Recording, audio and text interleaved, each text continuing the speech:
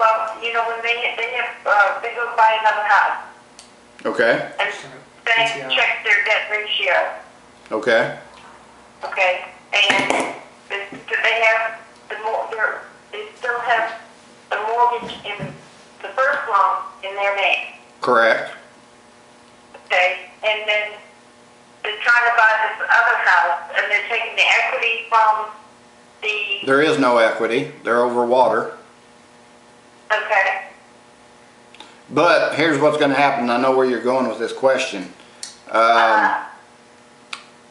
Their concern is they can't get another loan, having a loan already on a house. Right. Okay. When they go to the lender for their second house, they're gonna take the documentation that we signed, the contract, the lease agreement, showing that payment to that first house is being made by our tenant buyer, and that's gonna equal out to zero on their loan balance, on their debt to service. Okay.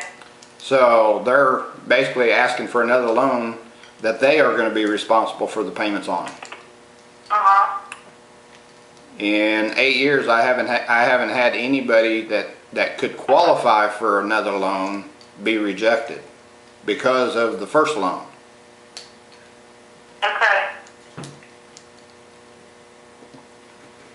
But that is a good objection that a lot of the sellers have. How can I get another loan for another house if I've already got one in my name? And they don't understand that investors have up to 4 or 5 loans in their name at any given time for houses. So as long as you can keep showing that the payment's being made, and as an investor, you're naturally going to want to show them that you're making cash flow from each house that you've got, so they'll continue to feel comfortable to loan you more money as an investor. They look a little differently at single individuals or married couples wanting to buy a home for themselves than they do when they look at investors. And I'm sitting here with Chris. He used to be a commercial lender, and he's sitting here shaking his head yes. So he's reconfirming kind of what I'm telling you. Banks have different ways to look at people. When you get into buying commercial properties, they don't so much look at you, the individual buying it, as they do how will this thing pay the bank back. Right. So even with shaky credit, you could probably qualify for a 200-unit apartment building if it cash flowed and the numbers worked. Okay. Did they take into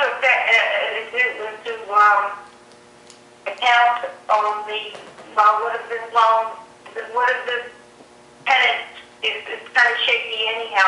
What if they move out? I can't understand you. I think she's saying There's that a it's buyer the for tenant. it. In the meantime, Do what?